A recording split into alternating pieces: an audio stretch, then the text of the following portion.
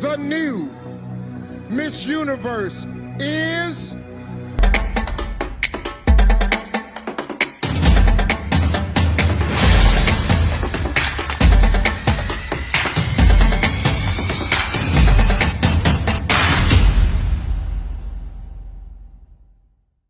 In some countries, sport is like the national pastime.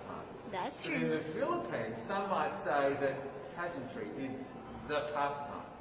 That's true. You know what? In the Philippines, we have pageants all over the places.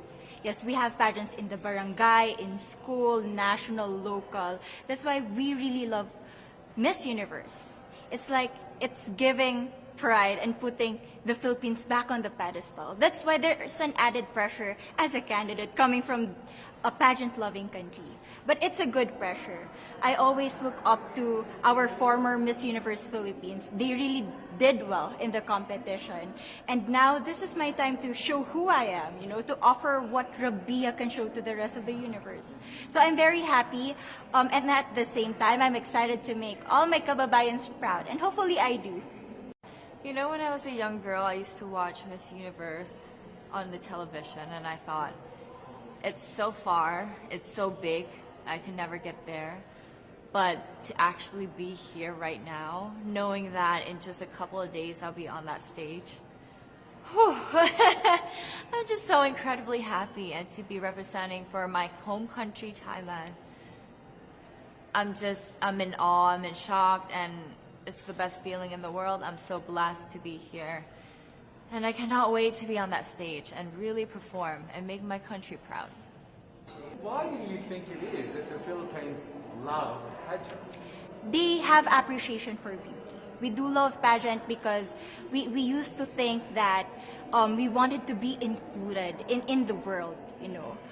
I have to be honest, in the Philippines, my skin color used to be not the standard of beauty. I was obsessed whitening my skin because these are the kinds of beauty queen we see on the mainstream.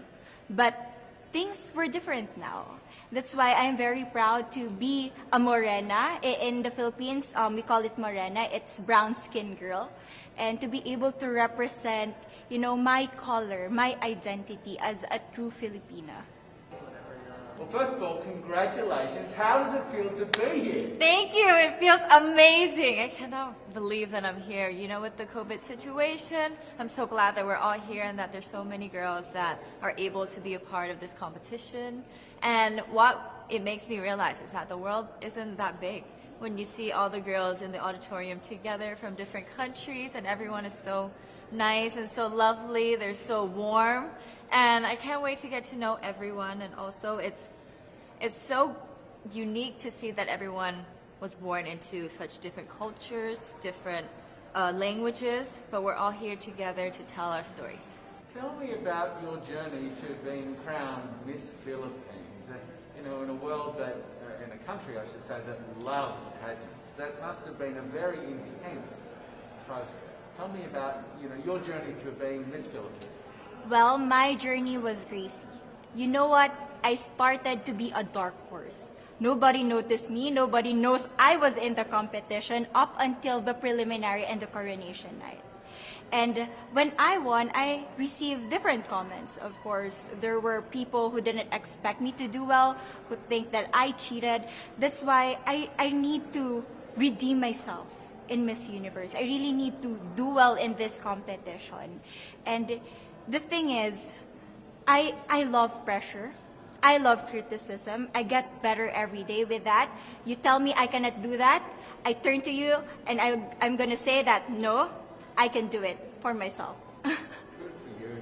And tell me about your journey, your road to getting here, you know.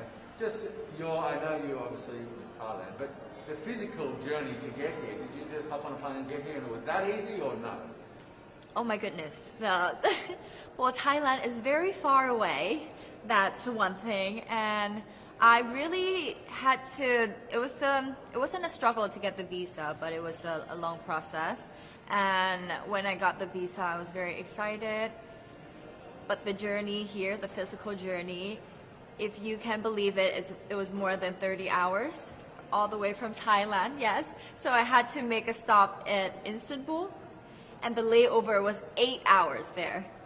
Oh my goodness. But it was so amazing. I'm so blessed that some of my teams were able to come with me as well, my national directors. So they were there to keep me company, making sure that I'm okay, and, you know, giving all the support.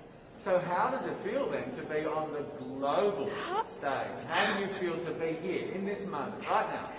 It's crazy, but I'm overwhelmed with the support, not just from the Filipino community, but also from Thailand, Latin countries who do appreciate me as a candidate, as a person.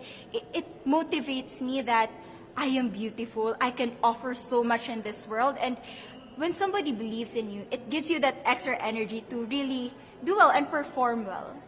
And in a world of COVID where you can't have family and friends, you know, come with you potentially, Yes. how important is that support here on the ground? How important is it to know that, you know, people at home are behind you? Oh my, it's absolutely everything. Knowing that you've got that support, it is the motivation that keeps me going every day. Every time I see a message online and they're saying that they're supporting Thailand, and you know, it's so nice to see the nation coming together to support their candidate, to support their representative, and it's just how a country thrives. Because we cannot thrive alone, we have to move forward together. Yeah. So, do you have a sense with the girls, all of the girls competing, you're competing, but is there a sense of camaraderie with all of the girls? Is there like a real spirit to, you know, sort of motivate each other to do better? You know what? I have a different idea about Miss Universe. I thought it's gonna be very competitive, in a healthy way, well, of course. But now I can see every girl helping each other, from fixing those hairs, from trying to zip up those outfits. It speaks of the closeness and the kind of camaraderie that we want to have. The goal of Miss Universe is not just to crown one girl, but also to build a genuine and long-lasting friendships among us. I believe, though, that there are some super fans that did make it here. Can you tell me about those super fans that are just out there? Oh, they are so amazing. Every time I come down, they would be screaming, Thailand, Thailand, Thailand. We came down here at 7:30 in the morning and they're already there. I think they're camping out there. But they've been so supportive, and I actually know quite a few of them. Some of them are big YouTubers in Thailand and flew all the way here just for the competition. But you know, pageantry is so big in my home country, and it's almost like a national sport. So the whole country gets behind it. They're very supportive, you know, and they're just right behind you. And I just want to say thank you to them for being here. I know that not a lot of people were able to be here, but I want to say thank you, because every time I walk down and I hear Thailand, it makes me smile. It puts a smile on my face, and it makes me want to make my day better. I want to go better, and I want to go in with 100% to do whatever it takes. Wonderful. Would you say within the Miss Universe world, the contestants, is there a sisterhood? Are you sisters? There is sisterhood. I can say I was able to talk to different representatives from different backgrounds, different cultures. And despite our differences, there's so much to be highlighted in what binds us together. And that is because we want to empower women. We want to have our advocacies. We want to speak for the things that we love. And that's a celebration of women and the beauty that we have. One last question, a couple of last questions. How has it been on the ground? How has, you know, the week sort of been unfolding? What is your day-to-day like? Give your fans at home and give our viewers a sense of what it's like. What is it like here? It is incredible. It's an incredible journey to have been able to meet all of the girls, because you know, when you know of each other online and you've been messaging, you're on WhatsApp, there's a WhatsApp group, you've been talking, but then to actually come here and meet them in reality, it's just a whole different feeling. And it's just so nice to get to know them better and to know their stories, because each of them are so inspiring and they're so empowering, and they have different stories that make them the woman that they are today. And I think it's just unique to get to know them. So coming out of this week, obviously you would love to be crowned Miss Universe. Of course. And that would be wonderful, of course, for any of you.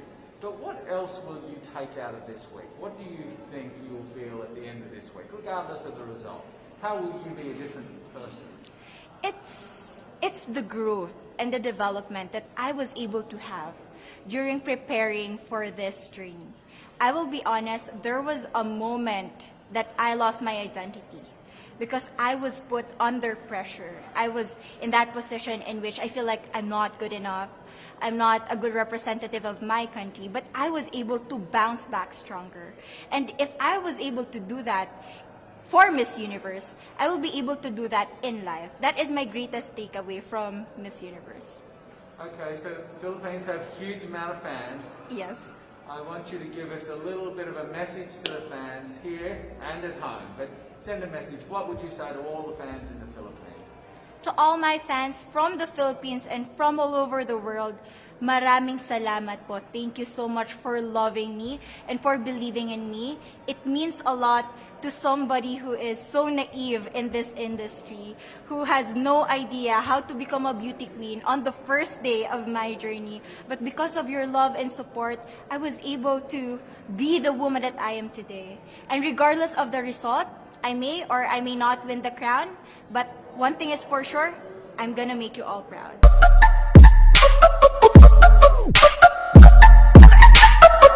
Subscribe, like, and hit notification bell. Thank you for watching. See you to my next upload videos.